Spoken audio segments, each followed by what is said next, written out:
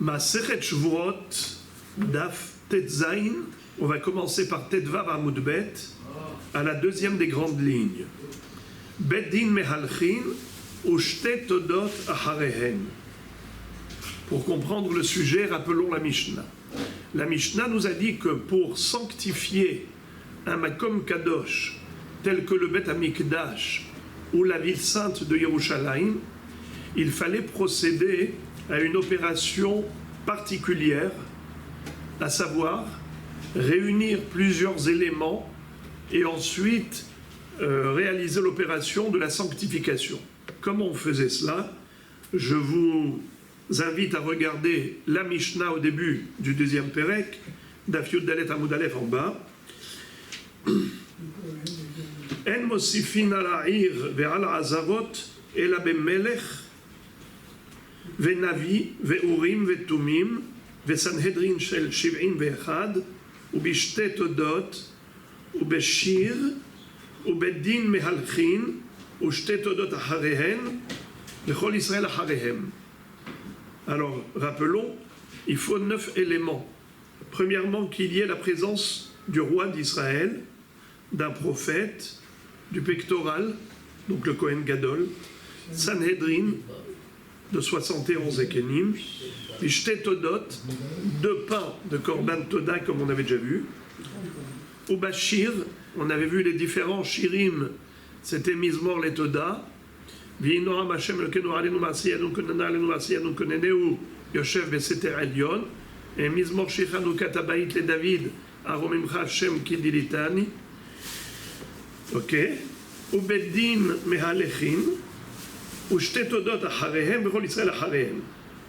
Le Beddin marchait, les 2 pains de Korban Toda étaient transportés par 2 Kohanim, chaque Kohen portait un pain, et tout Israël était derrière. Donc il y avait le Sanhedrin,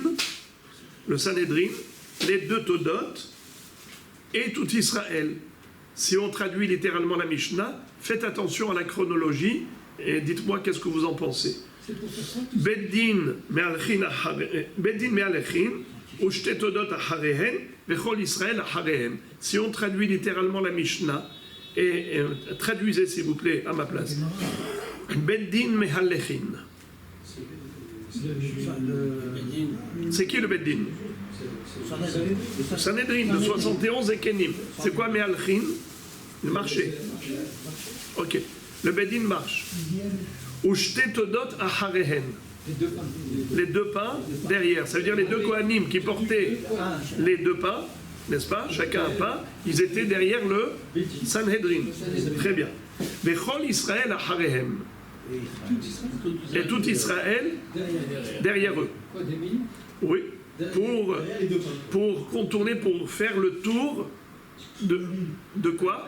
De l'endroit nouveau qu'on veut être Makdish. On veut être Mekadesh, on veut sanctifier un nouveau lieu, ça devait se faire de cette manière. Ça veut dire que quand on greffait une annexe sur le Bet Amikdash ou une annexe sur Yerushalayim, alors ça ne suffisait pas juste d'annexer physiquement, il fallait sanctifier spirituellement ce Makom. Et pour le sanctifier, ça se faisait ainsi. Et d'ailleurs, nos références, c'est Ezra Sofer. Quand il est venu de la Babylonie pour la 2e Aliyah collective du Ham Israël, Yoshua bin Nun, c'est lui qui était entré pour la première fois en Israël avec le peuple juif qui était sorti d'Égypte, qui avait traversé le désert. Et la 2e fois, c'est Ezra Sofer, qui 70 ans après Galut Bavel, après la destruction du premier temple et l'exil en Babylonie, il a eu le droit, grâce à l'approbation et l'attestation de Koresh, de reconstruire le 2e Bet Amikdash. Donc lorsqu'il est allé en Eretz Israël, il a dû sanctifier ces Mekomot à Kodesh, la ville de Yerushalayim, la Hazara, la Chod. Ici, on parle précisément de la ville sainte.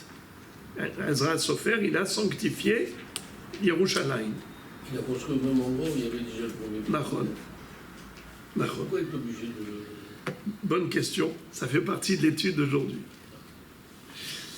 Alors, maintenant, quand je vous ai demandé de traduire littéralement, c'était pour vous induire en erreur. Le piège est là. C'est-à-dire que selon ce descriptif, si je vous dis, les amis, décrivez-moi s'il vous plaît comment était la démarche, qui marchait premier, deuxième et troisième, je vous écoute. Sanhedrin, les Kohanim et Israël. Très bien. Sanhedrin, ensuite les deux Kohanim qui portaient les deux pas et les Bnei Israël. Très bien. Et bien maintenant, la Gemara va nous dire juste le contraire.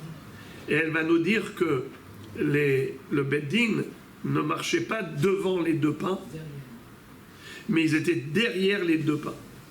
Les deux pains du Korban Toda, n'est-ce pas, parmi les 40 pains, on avait dit qu'on avait 10 pains Hametz et 30 pains Matzah. On prenait deux pains Hametz, transportés par deux Kohanim. Eh bien, la Gemara va nous dire qu'en réalité, c'était le contraire. D'abord, le Korban était devant, les deux pains du Korban étaient en avant, et derrière eux se trouvait le Sanhedrin et le Ham Israël par derrière. Alors la Gemara pose la question suivante, elle fait une déduction. Selon la première lecture de la Mishnah, il semblerait, les Memra, des Beddin, Kametoda Azle. Le Sanhedrin marchait devant les deux Kohanim qui transportaient les deux pains du Korban Toda. Vehaktiv, Vayelech Acharehem, Hoshaya, Hatsi Sare Yehuda. Pourtant, dans le livre du prophète Nehemia, il est écrit juste le contraire, comme quoi le Korban Toda était devant, et Hoshaya, Hatsi Sare Yehuda, qui correspondait au Sanhedrin, était derrière les pains du Korban Toda, derrière les Kohanim. Alors comment se fait-il que la Mishnah dise le contraire? Réponse, Harika Ama. Voici ce que la Mishnah voulait dire. Beddin mehalchin, ou shtetodot mehalchot, ou beddin harehem. C'est-à-dire, si je traduis littéralement, c'est que d'abord, on ne parle pas de la chronologie ou de la préséance. On ne parle pas de l'ordre. On parle de la démarche. Tout le monde marchait. Qui marchait? Eh bien, le Beddin, les Kohanim, c'est ça ce que la Mishnah veut dire. On marche, on marche, on marche pour marquer la ligne de la limite de la Kedusha. Jusqu'où on veut que la Kedusha arrive. Jusqu'ici. Eh bien, là où on marchait, c'était la délimitation du nouveau lieu Kadosh. Mais on ne te dit pas qui marchait le premier, qui marchait le deuxième. Ensuite, Beddin Harehem. Et là maintenant, après t'avoir dit que Beddin Me'alchin, ou Shtetodot Me'alchot, le Beddin marchait, et les deux Todot Me'alchot, une fois qu'on t'a dit que tout le monde marche, après on te donne l'ordre. Qui était derrière qui?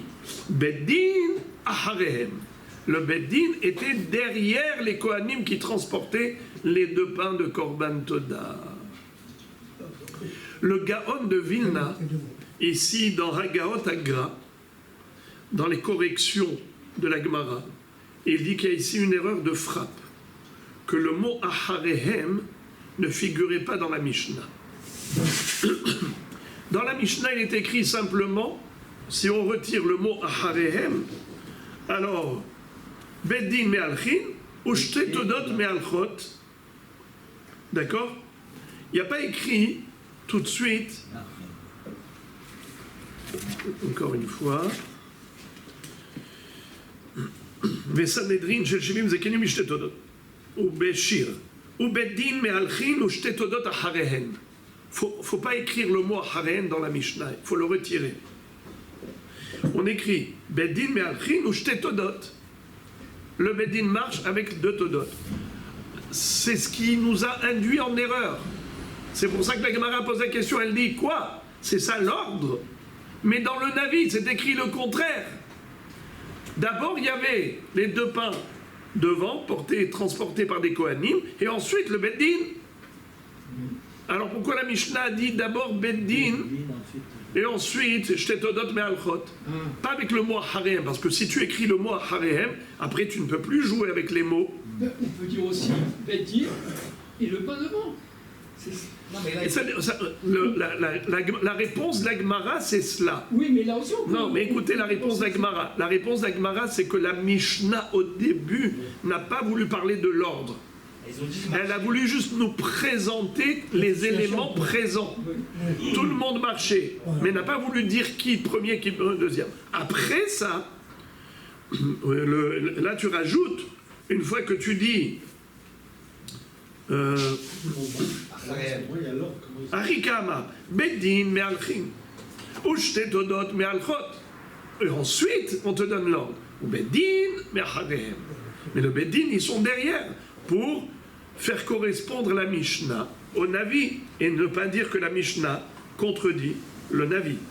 Alors, juste, la question se pose, si c'est ainsi, pourquoi Béhémet, la Mishnah nous a induit en erreur? Pourquoi elle a mis d'abord le Beddin et ensuite les Todot?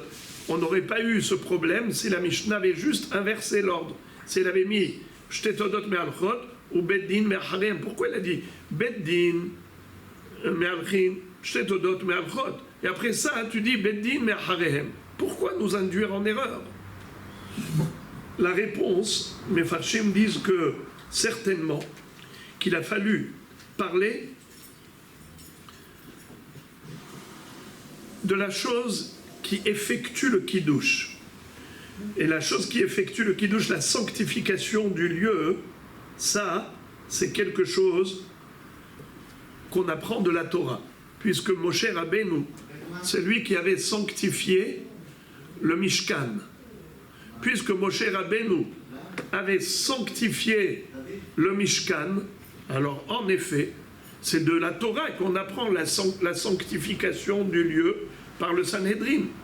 Le Sanhedrin, c'était Moshe Rabbeinu avec les Shiv'im Zekenim, avec le Urim Vetumim de Aaron HaKohen. Étant donné que ça, on l'apprend de la Torah, alors ce qui est toraïque, la Mishnah l'a mis en premier lieu. Alors que l'histoire des deux halot, c'est pas écrit dans la Torah, on le déduit du Navi, que Nehemia ben Hachalia et Ezra HaSofer, ils ont pris deux Todot. Mais ça, c'est pas écrit dans la Torah. Ça, c'est Torah Shebe'al Peh, qui a été retranscrit dans le Navi. C'est la raison pour laquelle la Mishnah a mis ce qui est toraïque avant de mettre ce qui est du Navi, du prophète. Mais ensuite, quand il s'agit de l'ordre vraiment, tu te poses la question, mais d'accord, mais quel est l'ordre? La réponse, l'ordre, c'est d'abord les Todot et ensuite le Sanhedrin. D'accord.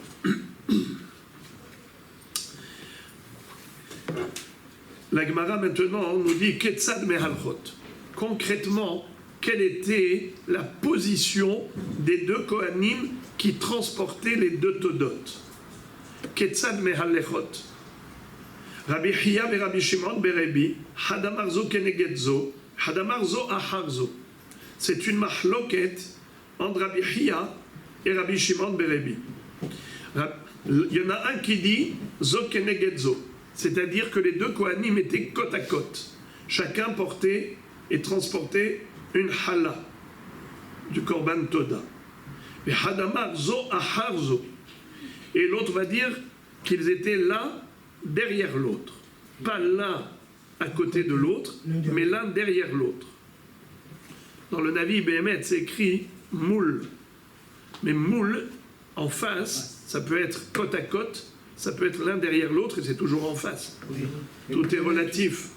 La Gemara dit Man de amar zo keneged zo, d'après celui qui dit zo keneged zo, je peux comprendre qu'est-ce qui est écrit par la suite quand on dit apenimit nechelet ve'achitzonit achitzona nisrefet. On a dit celle qui est à l'extérieur, on la brûle, et celle qui est à l'intérieur, on la mange. Alors la Gemara dit, encore d'après celui qui dit côte à côte, je peux comprendre qu'est-ce qu'on appelle interne c'est celle qui est proche de la Homa, externe, celle qui est plus loin de la Homa. Alors en araméen, Man de amarzo kenegedzo penimit hardemikarva la Homa. Man de amarzo aharzo. Mais celui qui dit que c'est un derrière l'autre, je ne comprends pas ce que ça veut dire penimit et chitzona. Vous savez que Rashi explique que le Sanhédrin et tout le monde, les Kohanim et tout Israël faisaient le tour derrière la Homa. C'est-à-dire que quand on a construit la muraille de Jérusalem, à l'époque de Ezra Sofer, et ils se sont mis à marcher tout autour pour sanctifier le lieu. Où est-ce qu'ils ont marché? À l'extérieur de la muraille, pour sanctifier même la muraille elle-même. Nachon, Tosfot ne sont pas d'accord avec Rashi. Tosfot disent que c'est à l'intérieur de la ville. Ils ont fait le tour de la ville en marchant, mais à l'intérieur des murailles de Jérusalem, intramuros, pas extramuros.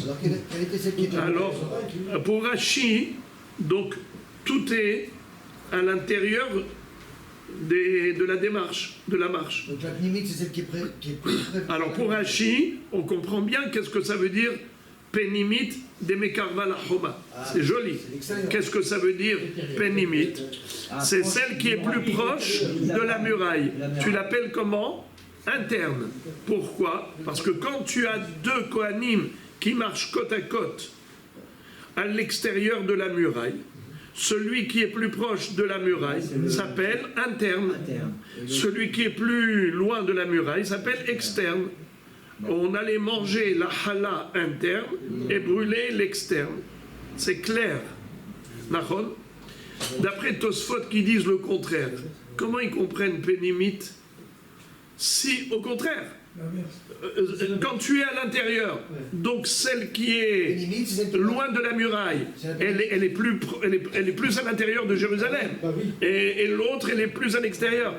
Malgré tout, laquelle on allait manger, laquelle on allait brûler, on allait manger celle qui était proche de la muraille, c'est elle qui s'appelle pénimite par rapport à l'autre. C'est-à-dire que comme il y en a deux qui marchent à côté de la muraille, en parallèle de la muraille, alors laquelle s'appelle pnimite? Pnimite, c'est celle qui est proche de la muraille parce qu'elle est plus interne que celle qui est loin de la muraille. Donc, si la muraille, c'est le référentiel, donc quand on dit interne et externe, c'est par rapport à la muraille, mais c'est toujours à l'intérieur. Seulement, pourquoi Tosfot n'est pas d'accord avec Rashi de dire que le tour se faisait à l'extérieur de la muraille et pas à l'intérieur? Quand Ezra Sofer a reconstruit Jérusalem, pourquoi Rachid dit qu'ils étaient à l'extérieur? Eh bien parce qu'on voulait sanctifier la totalité, même les murailles elles-mêmes, même l'épaisseur des murailles. Vous savez qu'est-ce que Tosfot prétendent? Pourquoi Tosfot n'est pas d'accord avec Rashi? Vous savez qu'est-ce qu'ils disent? La question que vous avez posée hier, Rabbi Messorod. Ils disent, mais comment tu veux qu'il soit à l'extérieur, mais le pain, si tu le fais sortir de Yerushalayim, il devient Nifsal Beyotse. On avait bien appris hier que tout ce qui est Kadosh, qui doit être mangé dans la ville sainte, comme les Kadashim Kalim, comme le Korban Toda avec tous ces pains, ça se mange à intramuros. Si on sort à l'extérieur, c'est Nifsal Beyotse. Alors comment est-ce qu'ils ont mangé le pain, l'un des deux pains? Ils ont brûlé celui qui était externe, et ils ont mangé celui qui est interne. Mais celui qui est interne, il est aussi à l'extérieur des murailles de Jérusalem. Comment ils l'ont mangé? Mais c'est Nifsal Beyotse. On a appris hier que tout ce qui est Kadosh qui doit être mangé dans la ville sainte, il devient Passoul, il est invalidé à partir du moment où il est sorti du cadre de la Kedusha. Mais on a dit que le pain, c'est la limite, donc. C'est lui qui fait la limite, c'est le pain qui fait la limite. Donc, il est à l'intérieur. Oui, mais il est à l'extérieur des murailles de Jérusalem. D'accord, mais c'est lui qui fait la limite. D'accord. Il va donner à la muraille d'être Kadosh. Alors dans ce cas-là, c'est la limite, c'est le pain. C'est Oui, lui. mais alors, La muraille, Il est à l'extérieur. alors, je vous pose une question. Je vous pose une question. Quel est le din d'un korban qu'on devait manger, Bechol ha'ir, lifni michomat ha'azara, et qu'on a fait sortir à l'extérieur de la Choma, à l'extérieur des murailles de Jérusalem? Est-ce qu'un korban pareil reste caché? il est sorti, non. Et pourtant, là, il est sorti. Qu'est-ce que vous dites? Alors la réponse, c'est qu'il faut dire que, étant donné que pour l'instant, il n'y avait pas encore de sanctification de Jérusalem, c'est maintenant qu'on va sanctifier Yerushalayim. Non. Il y a une petite différence. Parce que moi, je vous ai posé une question, vous n'avez pas de réponse. Je vous pose la question à nouveau parce que vous pensez que je dis la même chose. Je ne dis pas la même chose que vous. Écoutez ce que je dis jusqu'au bout. Vous dites, c'est le pain qui fait la limite. Non. Parce que si vous dites c'est le pain qui fait la limite, alors je vous pose la question. Quel est le din si quelqu'un prend un pain de Korban Toda, il le fait sortir à l'extérieur des murailles de Jérusalem? C'est cachère? Non, pas cachère. Donc on ne peut pas dire que le pain il fait la limite. Le pain est ce que je dis, c'est que le pain est en train de créer la Kedusha. Ça veut dire la limite, c'est la muraille. Ça change quoi? Et si tu sors de la muraille, c'est plus cachère. Mais là maintenant, de toutes les façons, il n'y avait pas encore de Kedusha dans les murailles. Il n'y avait pas encore de Kedusha à Yerushalayim. On est en train de créer la Kedusha de Jérusalem. Et comment il faut créer? Par le biais de cette procédure. Alors la procédure, elle consiste à faire ça. À prendre des pains de Korban Toda et les amener ici pour contourner les murailles de Jérusalem pour les rendre kadosh. Alors en effet, c'est un din exceptionnel. C'est-à-dire que normalement, si tu sors d'Yerushalayim, c'est pas cachère, mais là, étant donné qu'on est en train de créer la Kedusha par ce biais, alors c'est cachère. Mais c'est exceptionnel parce que c'est maintenant qu'on est en train de créer la Kedusha. Alors, ça c'est le débat entre Rashi et Tosfot. Mais ça c'est uniquement par rapport à celui qui dit Zo keneged zo. Il marchait en parallèle, côte à côte. Mais la Gemara dit, d'après celui qui dit qu'il ne marchait pas en parallèle, mais il marchait en procession l'un derrière l'autre, alors comment tu peux appeler Hitzona et Penimit, proche et lointain, c'est-à-dire interne et externe? Mais c'est quoi le référentiel de interne et de externe? La Gemara répond, c'est le Beddin, le Sanhedrin. Puisque le Sanhedrin marchait derrière, alors celui qui était proche du Sanhedrin, le pain, le Kohen qui portait le pain, qui était proche du Sanhedrin, celui qui était à l'arrière, eh bien celui-là il s'appelle Penimi. Et celui qui était tout devant, loin du Beddin, s'appelle Hitzona. On allait brûler Hitzona et manger Penimit. D'ailleurs la Gemara plus tard, elle va dire que c'est Halacha le Moshe Misinaï. Parce qu'il n'y a aucune compréhension, aucune explication à cette démarche. Tu brûles ça, tu manges ça. Pourquoi? On va voir tout de suite que la Gemara va tenter de donner des explications et finalement elle va procéder par élimination, elle va réfuter tous les arguments, elle va dire que tu n'as pas d'argument pour distinguer entre Penimit et Chitzonit, si ce n'est que c'est une loi implacable, halakha, les Moshe Misinaï. Alors on va étudier. La Gemara dit comme ça. Tenan, hapenimit ne'eh. Alors d'abord ce que je vous ai dit oralement, j'ai pas lu. Mande amarzo kenegedzo hapenimit ach de mekarva la choma. Mande amarzo acharzo hapenimit ach de mekarva le bedin. Qu'est-ce qu'on appelle penimit? Tout est relatif. D'après celui qui dit que les deux Kohanim marchaient côte à côte, alors le pain de la pénimite, c'est le pain qui est le plus proche de la muraille. Très bien. Tandis que celui qui dit Zohar Harzo, l'un derrière l'autre, alors qu'est-ce qu'on appelle pénimite, qu'est-ce qu'on appelle chitzonite? Eh bien, pénimite, Hardeme Karva, les Beddin. C'est le pain qui était plus proche du Beddin. Donc le Beddin, c'est lui le référentiel d'après celui qui dit Zohar. Ok. La Gemara va poser une question. Tnan, on a appris dans la Mishnah qu'on allait manger le pain pénimit et le pain qui était hitzona, on allait le brûler.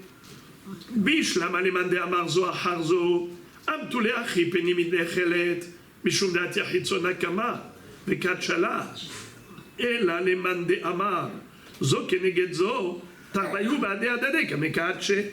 Qu'est-ce que ça veut dire? Encore d'après celui qui dit Zo Aharzo, alors on a dit c'est quoi Pénimit? Celui qui est proche du Beddin. C'est quoi Hitzona? C'est celui qui est tout devant, qui est loin du Beddin. D'accord? Alors la Gemara dit je peux comprendre la raison pour laquelle on brûle l'externe, le pain qui était tout devant, et on mange le pain interne. C'est logique. Pourquoi? Parce que tu es en train de sanctifier les lieux. Comment tu sanctifies? Eh bien avec la démarche. Dès qu'on avance, on sanctifie. Mais le premier, lui, il a sanctifié, mais lui-même, il était à l'extérieur, parce qu'il était dans un endroit qui n'était pas saint. C'est vrai qu'il a sanctifié, mais avant de sanctifier, il était dans un endroit qui n'était pas encore sanctifié. Alors donc dans ce cas-là, il est nifsal beyotse. Je comprends pourquoi il faut le brûler, parce qu'il est lui-même invalidé. Mais il a été victime de lui-même, d'accord? Il est victime de son succès. C'est lui qui a sanctifié le lieu, mais il a été bénéfique que pour le deuxième pain. Le pain qui est derrière, il suit. Celui qui est devant, et c'est j'allais dire le pionnier, mais il a payé de sa vie. C'est lui le premier qui a été pour transformer l'endroit en Mekom Kadosh, mais comme il était lui-même dans un endroit qui n'était pas encore Kadosh, alors il a été disqualifié. Voilà pourquoi il faut le brûler, parce qu'il est Nifsal Beyotse, comme tous les corbanotes qui sortent du cadre de la Kedusha. Il faut les brûler, eh bien celui-là aussi tu le brûles. Tandis que le deuxième pain, tu le manges. Pourquoi? Car le deuxième pain, de facto, il se trouvait dans un Makom Kadosh, qui a été kodéchisé par le premier pain. Alors la Gemara dit, alors d'après celui qui dit Zo Aharzo, je comprends pourquoi Hitzona Nisrefet Penimit Nechelet. Mais d'après celui qui dit El Alemande Amar Zo Kenegedzo Tarvayu Bade Adade Kamekache. Qu'est-ce que ça veut dire? Et quand les deux sont côte à côte, il n'y en a pas une qui est mieux que l'autre. Alors je ne comprends pas pourquoi la Hitzona tu la brûles et la Penimit tu la manges. Mais ou bien les deux tu les brûles, ou bien les deux tu les manges. Ça veut dire de deux choses l'une, puisqu'il n'y en a pas une qui est plus proche que l'autre. C'est-à-dire qu'il n'y en a pas une qui a été avant l'autre. Les deux, elles avancent en même temps. Elles sont parallèles. Donc elles doivent obtenir le même statut. Pourquoi tu brûles la Hitzona et tu manges la Pénimite? Mais quelle différence? Elle est proche de la muraille. Oui, mais malgré tout, que ça change, les deux, ils sont à l'extérieur de la muraille, d'après Rachi. L'autre lui répond, il lui dit, dis-moi, tu crois que cette question, il n'y a qu'à moi qu'il faut la poser, mais même à toi je te la repose, mais autrement. Écoute-moi bien. Toi, qu'est-ce que tu dis? Que les pains n'étaient pas côte à côte. Ils étaient l'un derrière l'autre. Alors tu dis le premier pain, c'est normal qu'il soit brûlé parce qu'il est immangeable, car il est sorti du cadre de la Kedusha. Tandis que celui qui est derrière, il est mangeable. Pourquoi il est mangeable? Parce qu'il est resté dans le cadre de la Kedusha, vu que celui qui est derrière bénéficie de la sanctification du premier pain. Il lui dit, mais c'est faux. C'est un raisonnement qui est archi faux. Pourquoi? La Mishnah nous a dit clairement que pour pouvoir sanctifier Jérusalem ou la Hazara, il faut l'assemblage de tous les éléments. Il faut un roi, il faut un prophète, il faut un Kohen Gadol avec le Urim et Tumim, il faut le Sanhedrin, il faut les deux pains de Korban Toda. Donc s'il faut les deux pains de Korban Toda, sous-entendu que les deux pains du Korban Toda sont nécessaires pour la sanctification du lieu. Donc comment tu peux dire que le premier pain a sanctifié le lieu, mais il est victime parce qu'il est sorti du cadre, parce qu'avant de sanctifier le makom, il était dans un makom non sanctifié, donc il est automatiquement invalidé, nifsal beyotze. Et celui qui est derrière jouit de la sanctification qui a déjà eu lieu grâce au premier pain. C'est pour ça que le deuxième pain reste kadosh et kasher. Ma pitom, tu ne peux pas me dire que le premier pain a déjà sanctifié le lieu. C'est le deuxième pain qui vient derrière. Il lui sanctifie. C'est lui qui sanctifie, parce qu'il faut d'abord les deux. C'est ça. Donc tant qu'on n'a pas les deux éléments, il n'y a pas de sanctification. Donc même encore mieux que ça, c'est même pas sanctifié tant que le Beddin n'est pas encore passé. Mieux que ça, c'est même pas encore sanctifié tant que tout Israël n'est pas passé. Ça veut dire qu'il faut qu'il y ait tous les éléments réunis. Tant que tous les éléments ne sont pas réunis, alors comment tu vas avoir une sanctification du lieu? Tu me dis le premier à sanctifier, il est brûlé. Parce qu'il était yotze. Le deuxième, il n'est pas disqualifié parce qu'il jouit de la sanctification du premier. C'est pas vrai. C'est pas le premier qui sanctifie. C'est tous les éléments réunis qui sanctifient. Alors, il n'y a aucune différence entre le premier pain et le deuxième pain. Celui qui est devant, celui qui est derrière. Quelle différence? Alors, il lui dit, de la même façon qu'il n'y a aucune différence pour toi, il n'y a aucune différence pour moi. Alors la question, elle est sur nous deux. Alors il lui dit, et l'amar Rabbi Yochanan, alpi navin echelet, vers alpi navin isrefet. Regardez le premier Rashi de la page, c'est trop beau. C'est un Rashi qui me donne des frissons. Alpi navi, c'est qui le prophète? C'est qui était prophète à ce moment-là? Il y en avait trois. C'était les derniers prophètes de l'histoire du peuple juif. Haggai, Zecharia ou Malachi. Le prophète Haggai, le prophète Zacharie et le prophète Malachi. C'était eux qui étaient là-bas. Et qui ont dit, Ve'alpihem, Beruach HaKodesh, Arasu. Et ce sont eux qui ont dit, Dieu a demandé de procéder ainsi. Ve'en ta'am badavar. Ces trois mots-là me donnent des frissons. Ve'en ta'am badavar. C'est-à-dire, il n'y a pas de raison. Pourquoi tu brûles l'externe et tu manges l'interne? Tu ne connaîtras jamais la raison. N'essaye pas de raisonner, de philosopher, ça ne sert à rien. Tu es en train maintenant de faire un bras de fer, c'est pas la peine. Tu vas finalement te cogner à un mur, parce que ce n'est pas explicable, ça dépasse l'entendement humain. C'est pas quelque chose que tu peux comprendre, c'est Dieu qui sait. C'est lui qui a demandé au prophète de dire à Ezra Sofer et à Nehemia ben Hachania de faire ce qu'il faut faire. Ces trois prophètes, Haggai, Zecharia et Malachi. Et là, on a terminé un sujet pour entamer le suivant. Kol shelo na'asid bechol elu. Vous vous rappelez ce qu'avait dit la Mishnah? Que si l'endroit qui a été annexé à la Hazara du Beth Amikdash n'a pas été sanctifié par le biais de tous ces éléments, eh bien, cet endroit ne sera pas sacré. Et par conséquent, un homme impur qui a pénétré ce lieu ne sera pas condamnable. Il ne sera pas hayab karet, bemezid, il ne sera pas hayab hatat, korban olev yored, beshogeg, vu qu'il n'a pas pénétré un makom kadosh. Pour que ce soit kadosh, il faut qu'il y ait eu la sanctification du lieu par le biais des 9 éléments. Maintenant, regardez ce que la Gemara va nous citer comme mahloket. Itmar, Rav Huna Amar, Bechol Elu Tenan, Rav Nachman Amar, Be'ahat Mikol Elu Tenan. Qu'est-ce que ça veut dire?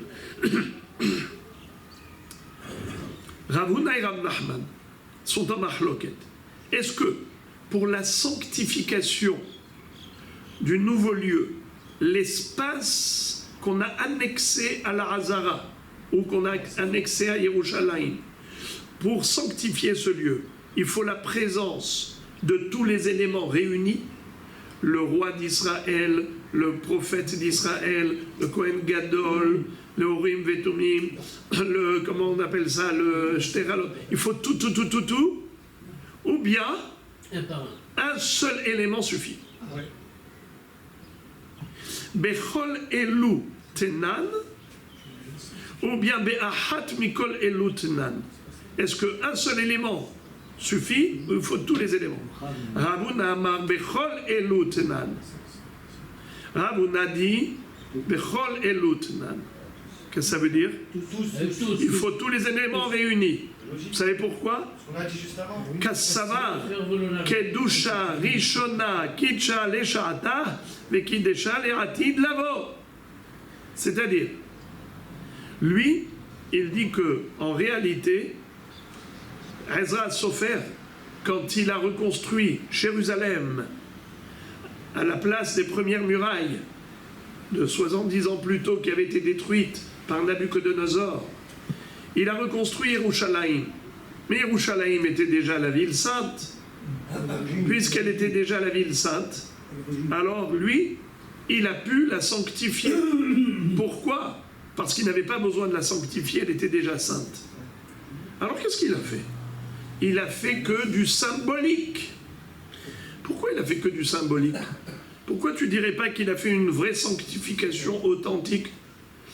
Pourquoi tu dis que la Kedusha de David HaMelech et de Shlomo HaMelech, quand David HaMelech a sanctifié Jérusalem, et que Shlomo HaMelech a sanctifié le Beth Amikdash qu'il a construit, Yoshua ben Nun a sanctifié Eretz Israël, mais qui a construit Yerushalayim? David HaMelech. Qui a construit le Beth Amikdash? Shlomo HaMelech. Chacun a sanctifié.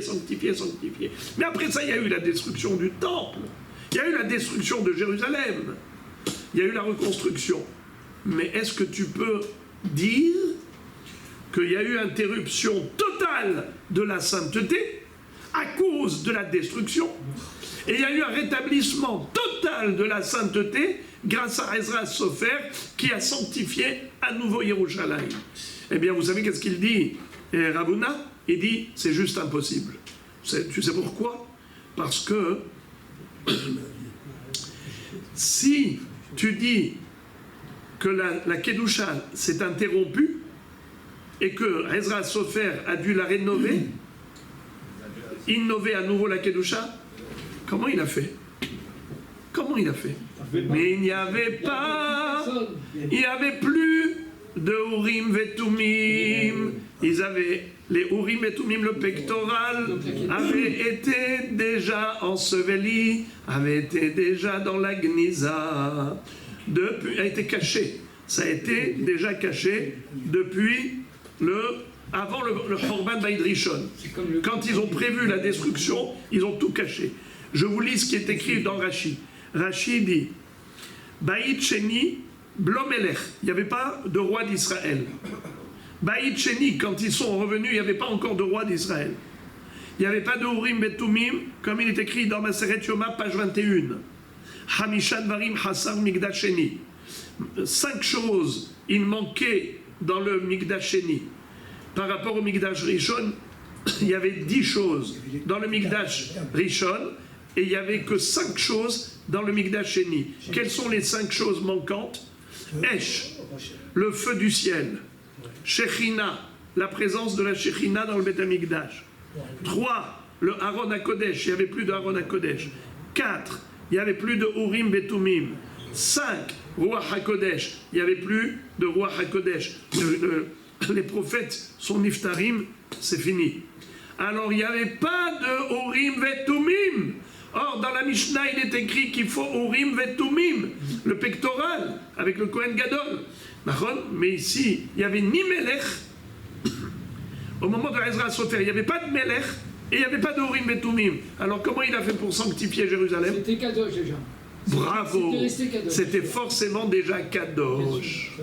La Kedusha n'était pas partie. La Kedusha n'est pas partie. Comme le Kotel Amar est aujourd'hui. Bravo. c'est Kadosh. Est-ce que vous pouvez répéter la phrase? Kedusha Rishona, Kedesha Lesha'ata, ou Kedesha Le'atid Lavo. La Kedusha première, elle était Kedusha en son temps et elle est restée pour les temps futurs. Elle est restée définitivement. Répétons. Kedusha Rishona, Kedesha Lesha'ata, ou Kedesha Le'atid Lavo. Elle était Kedusha en son temps et aussi Le'atid Lavo. Donc, qu'est-ce qu'il a fait, Ezra Sofer? Il n'avait pas besoin de rien faire. Alors pourquoi il a fait? Symbolique. Zecher la davar. Zecher la davar. C'est la raison pour laquelle il a fait avec les moyens du bord. Il a fait avec les moyens du bord, sans Melech et sans Urim Vetumim. Parce qu'il n'avait pas besoin de le faire du tout.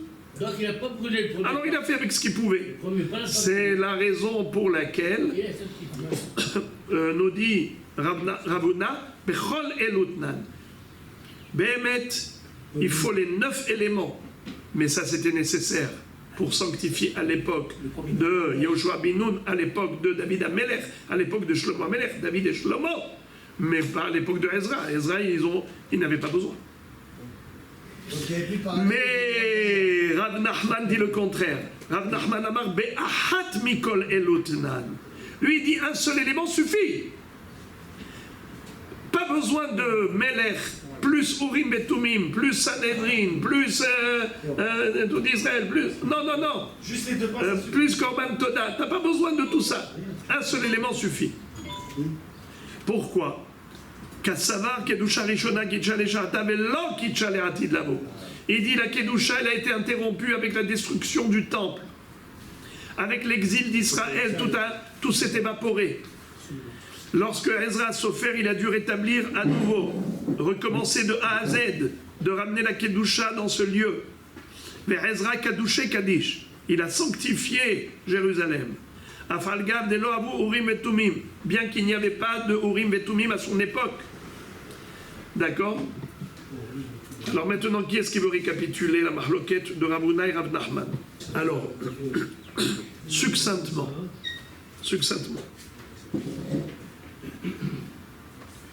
Ravuna et Rav Nachman. Je vais commencer par la fin pour que ce soit plus facile. D'abord, ils ont une marloquette entre eux qui est fondamentale.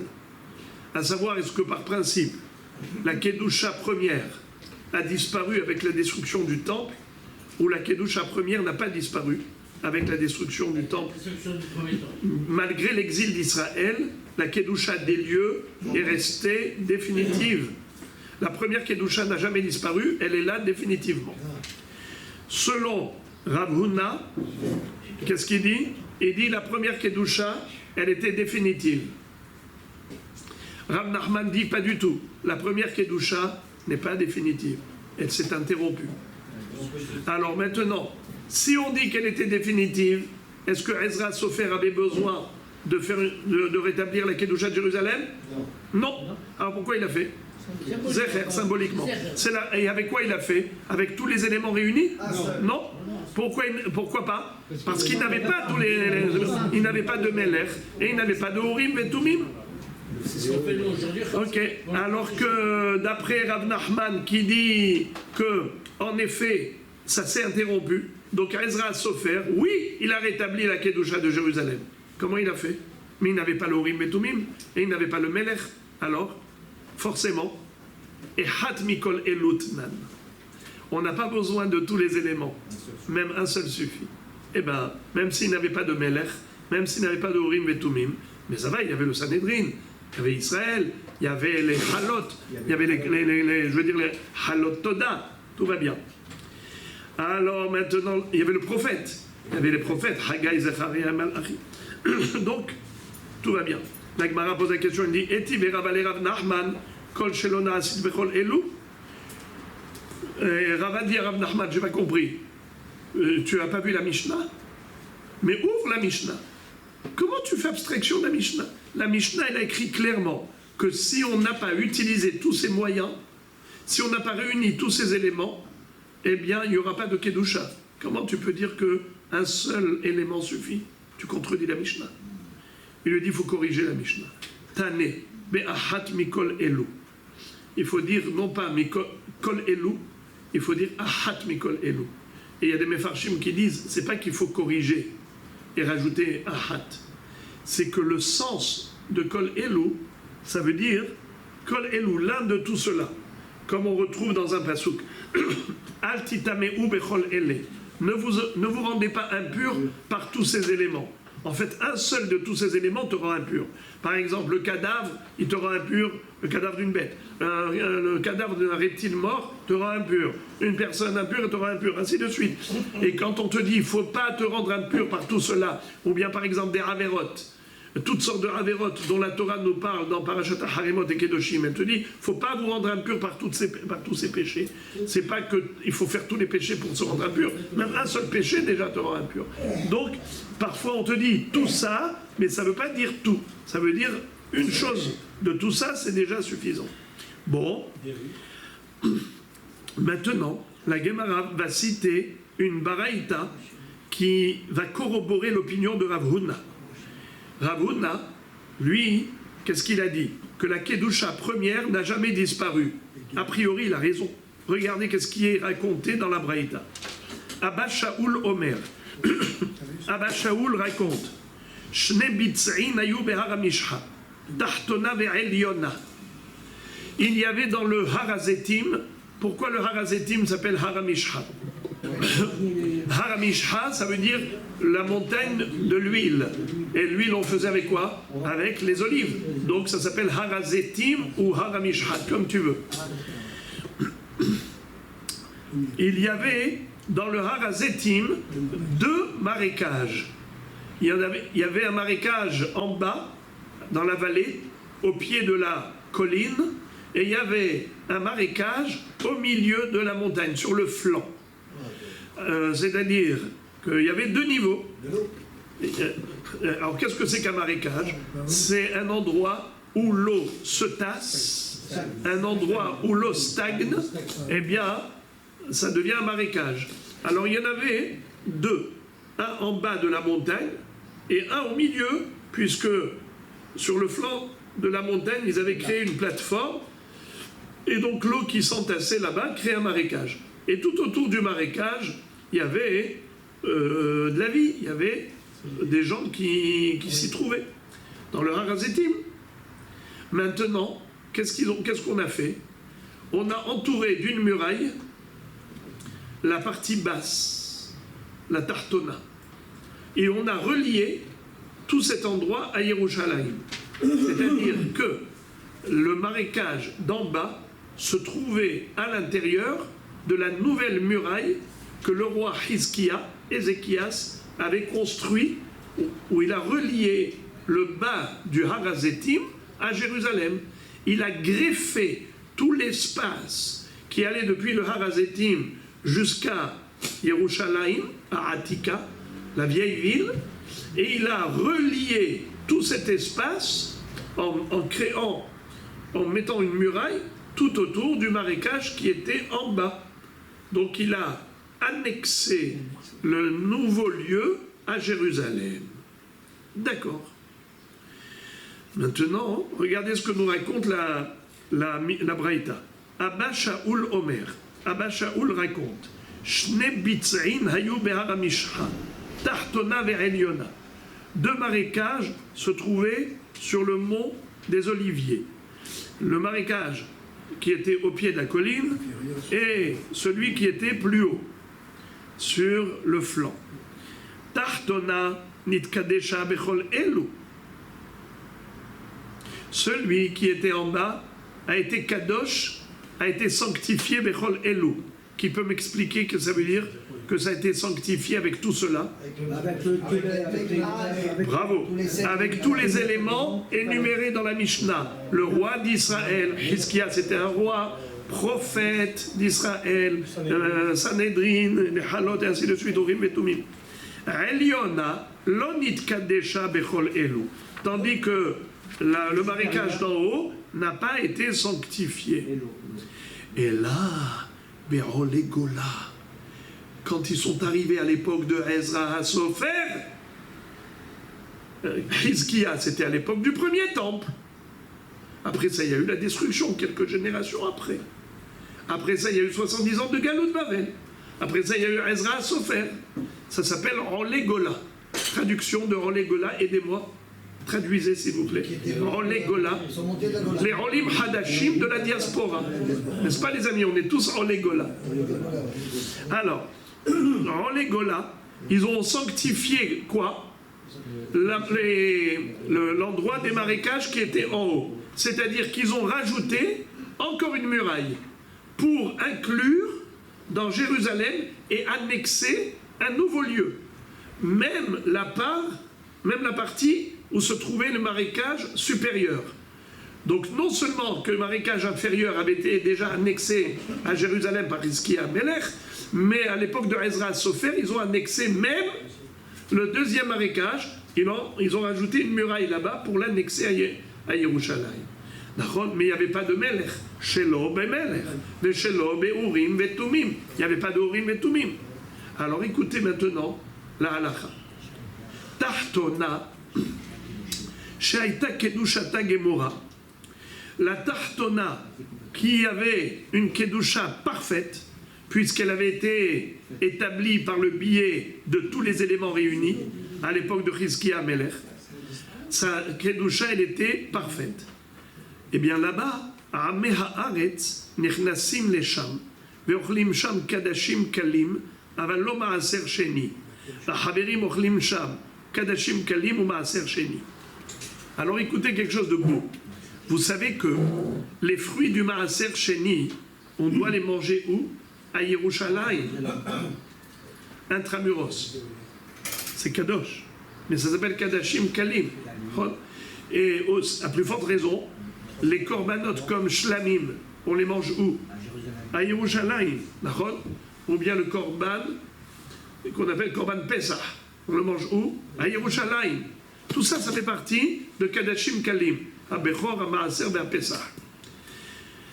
Lorsque les Talmidei Chachamim venaient pour manger korban Pesach ou manger le Maaser Behema, les korbanot Maaser Behema, ou bien manger Maaser Sheni, ils mangeaient tout à Yerushalayim.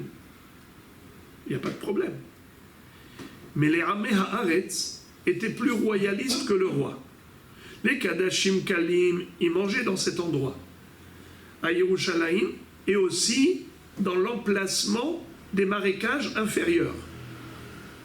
Parce que ça avait été sanctifié par le roi Hizkiya. Et les Talmidei Chachamim mangeaient là-bas. Les Kadashim Kalim, les corbanotes que je viens de citer, Maaser, Behema, Pesach, Bechor, les Kohanim mangeaient là-bas. Mais le Maaser Sheni, qu'en est-il? Eh bien, les Talmidei Chachamim, ils mangeaient. Pourquoi? Parce que ça avait été annexé par le roi Hizkiya, les marécages inférieurs, qui étaient au pied de la colline, c'était annexé à Jérusalem, il n'y a pas de problème. Mais les Ameh Haaretz, figurez-vous, ils mangeaient les Kadashim Kalim là-bas, mais ils ne mangeaient pas Maaser Sheni. Vous savez où est-ce qu'ils mangeaient Maaser Sheni? Que dans Yerushalayim, à Atika, dans la vieille ville. Ils ont dit, ça c'est Jérusalem.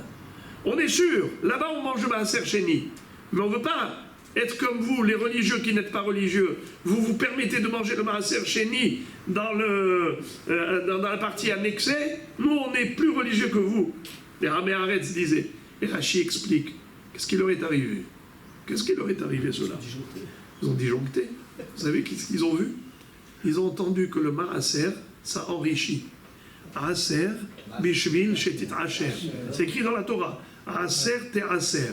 Ils ont dit, ah, ça enrichit. Alors, on veut bien manger les fruits de Maaser Sheni pour s'enrichir. Mais où? Là où on est sûr de s'enrichir. Dans la vieille ville, c'est sûr. Là, ce qui a été annexé par le roi Hizkiya, vous dites, les religieux, que c'est Kadosh. Mais nous, on a peur que c'est pas Kadosh et après, on va pas être riche. Nous, on veut absolument s'enrichir. Alors, nous, on veut être sûr garanti. On mange là-bas, dans la vieille ville. Mais les Talmidei Chachamim, ils savaient que ce Makom a été annexé par qui? Par Hizkiya Melech, avec Melech, Urim et Tumim, et ainsi de suite. Tous les éléments. Donc il n'y a aucun problème. Ils mangeaient dans cet endroit, pas seulement Kadashim Kalim, mais même le Maaser Sheni. Très bien. Mais après ça, figurez-vous, quand ils sont arrivés à l'époque de Ezra Sofer, ils ont rajouté encore une muraille pour encercler même la partie haute du Harazetim, là où s'est trouvé le marécage sur le flanc de la montagne, les marécages supérieurs. Ils ont annexé ça aussi, mais ils n'avaient pas de Melech, ils n'avaient pas de Horim Vetumim, donc ce n'était pas Kadosh. Même s'il y avait une muraille, et on va voir tout de suite pourquoi il a mis une muraille, à quoi ça sert. Allez, je vous révèle, parce que vous êtes gentils, je ne vais pas vous laisser dans le suspense. C'était juste par mesure de sécurité, pour pas que les ennemis viennent de haut nous attaquer. Alors il a mis une muraille pour empêcher les ennemis d'accéder par le haut. En tout cas, c'était pas Kadosh. Alors les Talmidei Chachamim ne mangeaient pas dans ce nouveau lieu ni les Kadashim Kalim, ni le Maaser Sheni. Alors que les Amei Haaretz, ils mangeaient là-bas les Kadashim Kalim. On leur disait, mais c'est pas Kadosh. Non, mais bien sûr que c'est Kadosh. Vous voyez pas la muraille, c'est annexé à Jérusalem. Alors on leur dit, mais c'est pas Kadosh. Ils mangeaient. Par contre, le Maaser Sheni, pour s'enrichir, il prenait pas de risque. Le Maaser Sheni, il mangeait tout en bas. Il mangeait à Jérusalem carrément. Un mamash dans la première ville, avant l'extension. Alors, Moray Verabotai. Écoutez la suite. El Yona, shelo hayta kedushat hagmura, Amei haaretz hayu nichnasim lesham, ve'ochlim sham kadashim kalim, aval lo maaser sheni. Haverim, c'est quoi Haverim? Talmidei Chachamim, en ochlim sham, lo kadashim kalim, ve'lo maaser sheni. Umipnei ma lo kitshua. Alors pourquoi Ezra Sofer n'a pas sanctifié ce makom nouveau? Nema lo kitshua. שאין מוסיפין על העיר ועל העזרות, אלא במלך ונביא והורים ותומים, ובסנהדרין של 71 ובשתי תודות ובשיר. C'est-à-dire qu'en fait, on ne peut pas être Mekadesh puisqu'il n'avait pas tous les éléments réunis. Il n'y avait pas de Melech, il n'y avait pas d'Horim Vetumim. Velama Kideshua. Alors pourquoi ils l'ont sanctifié? La Gemara dit Lama Kideshua, je ne comprends pas ce langage de la Braïta. Ha'amart lo kitshua, tu as dit qu'il n'a pas sanctifié. Et là, la marchnisua, c'est-à-dire pourquoi ils ont mis une muraille. Alors, Ezra Sofer, pourquoi il a mis une muraille? Et il a relié à la ville sainte. Mais ça ne sert à rien puisque tu ne peux pas sanctifier le haut lieu. La réponse, mi pene chez Torfa chez Yerushalayim Haïta venochal ikavesh misham. Parce que c'était le point faible de Jérusalem. Car si les ennemis venaient attaquer Yerushalayim, ils auraient pu attaquer par le Harazetim, et donc c'est pour ça qu'ils ont mis la muraille là-haut. Alors, Rabotai, qu'est-ce que nous voyons d'ici? Nous voyons, contrairement à Rav Nachman, Rav Nachman a dit qu'il avait sanctifié, que la Kedusha s'était estompée, et il a sanctifié à nouveau Jérusalem, même s'il n'avait pas de Melech, même s'il n'avait pas de Horim Vetumim. C'est pas vrai? Tu vois qu'il n'a pas sanctifié un nouveau lieu, parce qu'il n'avait pas de Melech et de Horim Vetumim. Alors pourquoi il a sanctifié Jérusalem, la vieille ville de Jérusalem? C'était juste un symbole, c'était juste symbolique. Zecher la Davar, c'était pas vraiment une sanctification, car on n'avait pas besoin de sanctifier, puisque la sainteté de Jérusalem n'a jamais disparu. Donc d'ici nous voyons que la sainteté n'a jamais disparu, et que Ezra Sofer n'avait pas besoin de le faire que par un symbole, c'était juste symboliquement qu'il a fait ça, et la preuve c'est qu'il n'a pas pu sanctifier davantage, il n'avait pas la possibilité de le faire. Alors tout ça c'est une preuve à Rav Huna, et c'est contraire à Rav Nachman. La Gemara répond, et avec là on s'arrête. Tanaehi dit nan amar Rabbi Eliezer shamati כשהיו בונים בהיכל, עשו קלעים להיכל וקלעים לעזרות, אלא שבהיכל בונים מבחוץ ובעזרות בונים מבפנים. אמר רבי יהושע, שמעתי שמקריבים אף על פי שאין בית, אוכלים קודשי קדשים אף על פי שאין קלעים, קדשים קלים ומעשר שני, אף על פי שאין חומה, מפני שקדושה ראשונה קידשה לשעתה וקידשה לעתיד לבוא. Lav Miklal de Rabbi Eliezer Savar Lo Kitcha Le'atid Lavo.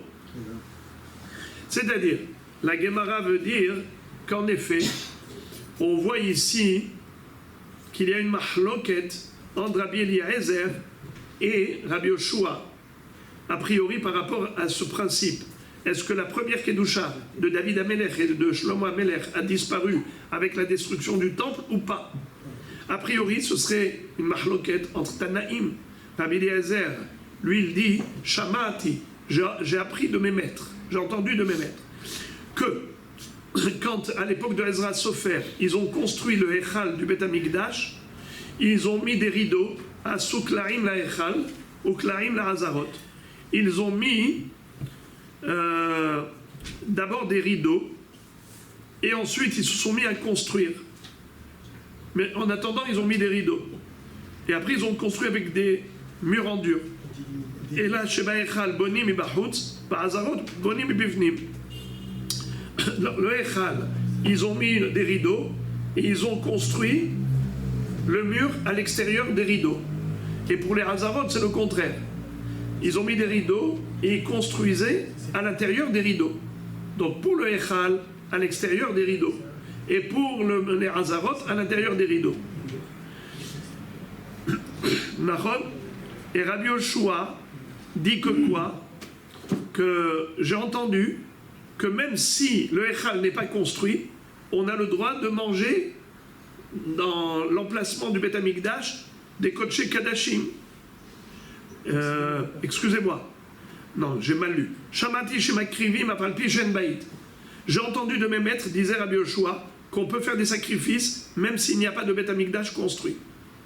Et j'ai entendu de mes maîtres qu'on peut même manger des Kodesh Kadashim. Un Kohen, il a le droit de manger là-bas Korban Hatat, Korban Hacham, Korban Mincha, dans la Hazara, même s'il n'y a pas de rideau qui entoure. Et on peut manger des Kadashim Kalim et Maaser Sheni à Yerushalayim, à Falpi, chez En Choma. Et on peut manger tout ce qui est de Kedusha légère à Jérusalem, même s'il n'y a pas de muraille. Et Pénéché Kedusha Rishona, Kitchale Sharta, avec Kitchale Atilavo. Rabbi Yoshua dit clairement la raison pour laquelle on n'a pas besoin de muraille, on n'a pas besoin de mur pour le Beth Amikdash. La Kedusha, elle est toujours là. Car la Kedusha première, elle est définitive. La Kedusha de David Amelech et de Shlomo Amelech, elle n'a jamais disparu. Celle qu'ils ont établie ici. Alors on n'a pas besoin de mur. On n'a même pas besoin de rideau. Donc tu vois, si Rabbi Yoshua a dit ça, a priori, ça veut dire que Rabbi Eliezer dit le contraire. Qu'est-ce qu'il veut dire? Que non. Il veut dire que la Kedusha, elle s'est estompée. Que la Kedusha, elle s'est arrêtée. Il n'y a plus de Kedusha. C'est pour cela qu'il a fallu mettre des rideaux et construire. Il a fallu mettre des rideaux et construire. Pourquoi? Pour rétablir à nouveau, établir à nouveau la Kedusha. Et donc, comment est-ce que ça s'est passé? Eh bien, pour Rabbi Eliezer, même s'il n'y avait pas de Melech, de Urim et Tumim, mais une seule chose suffit, on n'a pas besoin de tous les éléments réunis. Comme avait dit Rav Nachman avait dit, même un seul élément suffit, et ça il avait au moins un élément. Alors que Rav Huna a dit non, il faut tous les éléments. Et comme il n'avait pas tous les éléments, il ne pouvait pas établir une nouvelle Kedusha. Alors comment il a fait? Il n'avait pas besoin de faire. C'est juste symbolique. Alors la mahloket entre Rav Huna et Rav Nachman, a priori, c'est la mahloket entre Rabbi Eliezer et Rabbi Yoshua. Rabbi Yoshua dit que la Kedusha première, elle est définitive, alors que Rabbi Eliezer, a priori, dirait le contraire, que la Kedusha première a disparu avec la destruction. La Gemara réfute, et elle dit Amarle Rabina le Ravashi, Mimai, Dilma de Kule Alma Kedusha Rishona Kitchale Sharta Kitchale Atilavo. Qui te dit que Rabbi Eliezer contredit Rabbi Yoshua? Peut-être qu'il est d'accord avec lui pour dire que la Kedusha première est définitive, et ce qu'il a fait Ezra Sofer, c'est juste symbolique.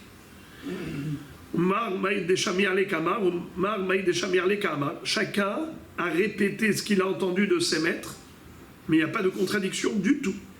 Alors, vérité Maklaim et Rabbi Eliezer Lamali. Alors, dans ce cas-là, si tu dis qu'il n'y a pas de marloquette entre eux, pourquoi Rabbi Eliezer a dit que quand ils ont construit, ils ont mis des rideaux? Pourquoi faire? Avant d'avoir des murs en dur, ils ont mis des rideaux en attendant. A priori, c'était pour créer un semblant de Beth Amikdash avec des rideaux, pour pouvoir déjà faire les corbanotes. Sous-entendu qu'on ne peut pas manger les corbanotes et on ne peut pas sacrifier des corbanotes tant que tu n'as pas mis des rideaux. Rabbi Yoshua a dit même sans aucun rideau. Et Rabbi Eliezer a parlé de rideaux. Pourquoi? Si tu dis qu'il n'y a pas de marloquette entre eux, que la Kedusha elle est toujours là, tu as dit. Alors même s'il n'y a pas de mur, la Kedusha elle est là. Alors, Vechitema Klaim et Rabbi Eliezer Lamali, Litzni'uta be'alma. C'était que par Tzni'ut. Qu'est-ce que ça veut dire?